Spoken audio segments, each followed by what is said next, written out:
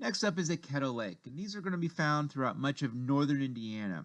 If you've ever heard of Lake Wawasee or Lake Tippecanoe, both of those are good examples of Kettle Lakes. And in a sense, so are the Great Lakes. The Great Lakes are just big, huge Kettle Lakes. So what are these? These are just essentially large chunks of ice that break off from a retreating glacier. Once again, glaciers don't really turn back and head the other direction. They just melt. Um, so what happens is you might have a huge chunk of ice that's so big that it creates a depression. It creates kind of a hole in the ground below it, and then it essentially fills that depression with its own meltwater. And so oftentimes Kettle Lake's kind of an oval or circular feature. If you're into literature, Walden Pond is a good example of a Kettle Lake.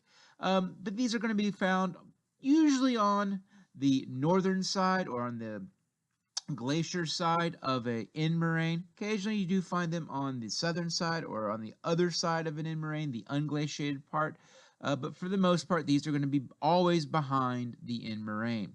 And like I said, Lake Wawasee, a good party place, and northern Indiana is a good example of a Kettle Lake. So I'm going to attempt to draw one of these suckers in PowerPoint. This is not going to work out probably too well. So here we have a huge chunk of ice. So this chunk of ice, keep in mind we got a retreating glacier, and it doesn't really retreat. It just kind of just melts into these big, huge spots, these big, huge chunks of ice. So here, it's focusing on this chunk of ice here that's been left behind by a retreating glacier. It's huge, and so what's going to happen is it's going to create a depression. And so it's going to create a depression here, kind of with all this weight of this particular feature. And then what's going to happen is this sucker is going to melt.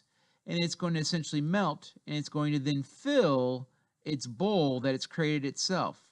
And so it ends up creating this feature here of a Kettle Lake. And so you'll see these Kettle Lakes dotted all throughout northern Indiana. And so all it is a huge chunk of ice, creates the depression, and then fills that depression with its own meltwater, creating these these circular lakes that we see throughout northern Indiana. Hopefully that illustration isn't too bad. But anyway, here's Kettle Lakes, just kind of a dots just to show them on a map.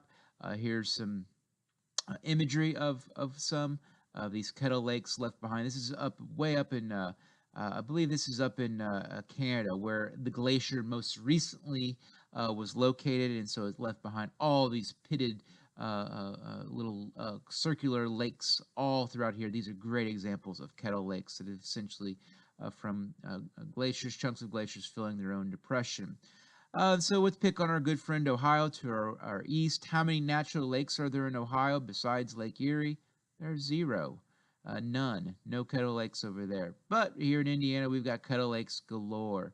Here's up in northern Indiana, picture of a guy's farm field, or numerous guy or gals farm field littered with these individual Kettle Lakes.